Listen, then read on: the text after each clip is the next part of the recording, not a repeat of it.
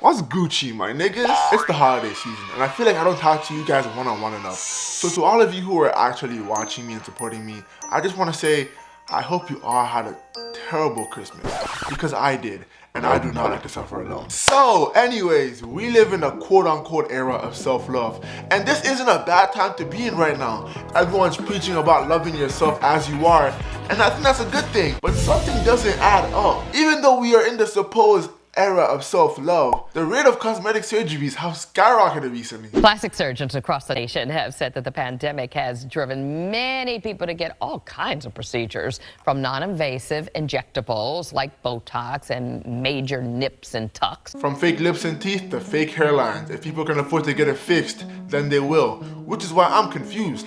I thought self-love meant loving yourself for who you are, acknowledging that you are not perfect, yet accepting yourself despite those flaws. So why is there such a surge in people getting work done on their bodies? My ultimate big brain theory as a 22-year-old man with a PhD in life is that it's all a bunch of malarkey. This is a load of barnacles. I think people are still insecure, but they're just masking it with the self-love facade, which is fine, but maybe we shouldn't lie to ourselves so much. There's nothing wrong with having insecurities. We all have insecurities. As for me, my forehead is big as fuck. You can feasibly use it as a projector screen to watch movies on.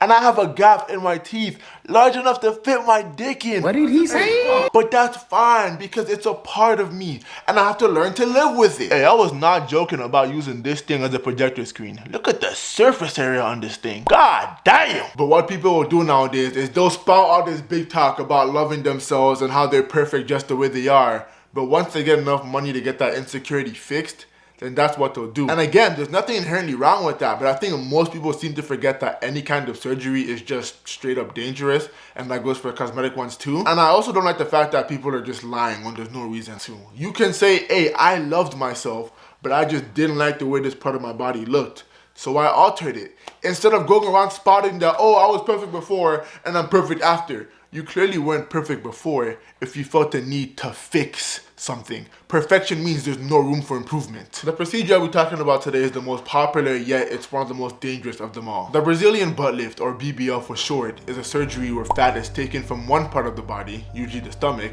and inserted into the butt. This kind of surgery has been running rampant in our society. Just like when crack hit the streets back in the 80s, it's like that, but worse. Okay, it's definitely not worse, but it's still bad. And this type of procedure is predominantly done to black women. Men and women see people who they idolize on TV and just feel this innate urge to become like them.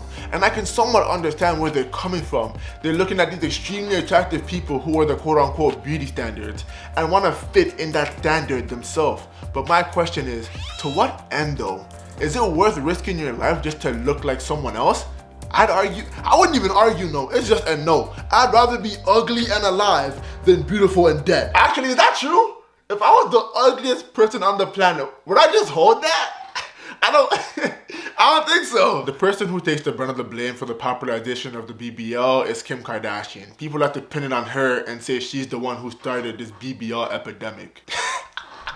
BBL epidemic is crazy. But people like to blame her because she took what she thought was the ideal black woman body and put that onto herself. And black women saw that that's what Hollywood thinks that black women should look like. And now they're thinking, we don't really look like that though. But now that Hollywood thinks that we should look like that, I guess we have to start looking like that. And that's where the cycle begins. I don't think it's her fault though. She didn't make anyone get a BBL. She didn't even promote getting BBLs. But I get that she did start a really bad misconception. But I think over time, people would have realized that not everyone in the black community is built like a goddamn hourglass. I get a lot of us are, but the average black woman isn't walking around looking like a 1950s Coke bottle. Over time, the media would have realized that we're not all thick as fuck.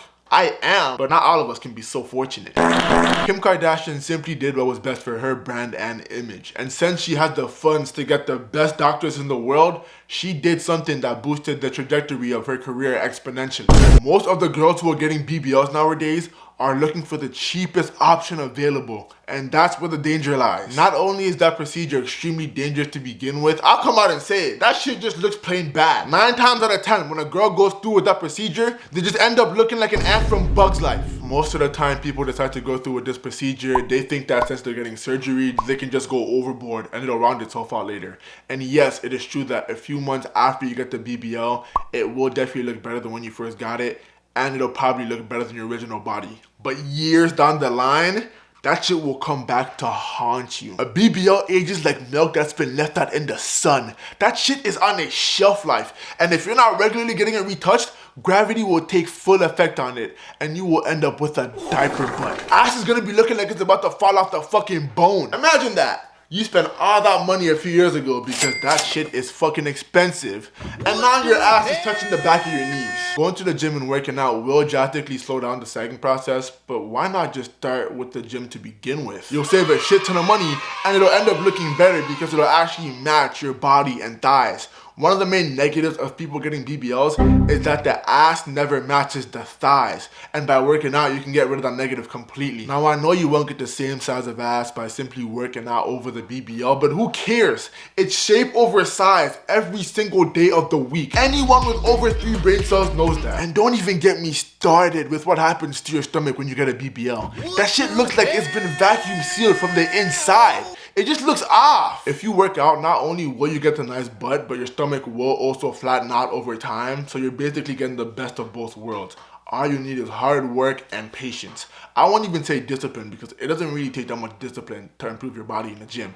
I be in the gym, bro. I be in the gym. Like, not to deep throat my own balls or anything, but I'm pretty strong. I can do like 10 push-ups in a row. I know I should basically be Mr. Olympia, but you know, I'm humble. What I'm trying to say is that the gym isn't that difficult. Just work out and eat relatively healthy. Like, you don't have to be on a meal plan or on a diet. Just eat relatively healthy. You can still have junk food and drink alcohol on the side. Just eat relatively healthy and just be consistent in your workout. That's the main thing. So the question is, why don't they just work out? If working out is the solution to all their problems, why don't they just do it? And the answer is, they're lazy. Plain and simple. People want the easiest route to achieving that look, and even if it means getting their body botched, it's what they'll do.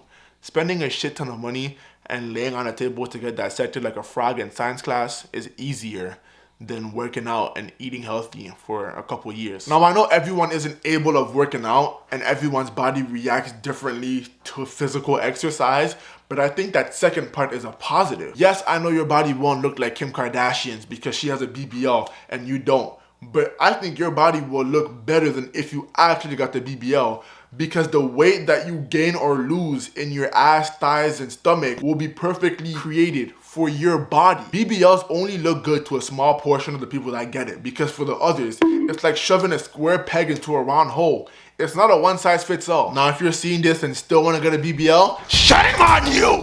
Why not listen to me? That shit is ugly and dangerous. Shame! Shame!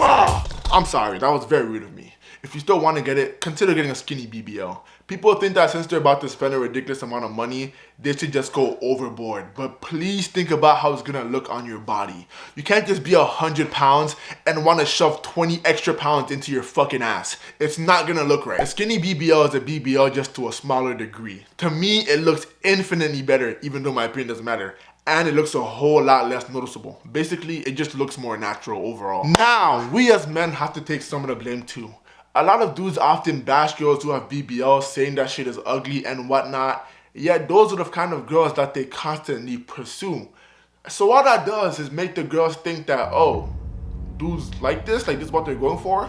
Maybe I should get that too, so they can want me. And that's where I think the cycle will always continue if shit keeps going like that. So that's the part where I think us as men can help too. Ultimately, I'm just a guy whose opinion shouldn't hold any value to anyone and to what they want to do with their bodies. But I just wanted to voice my opinion on this topic. And as for me, my local movie theater just broke down, so they're calling to use my head as a replacement screen.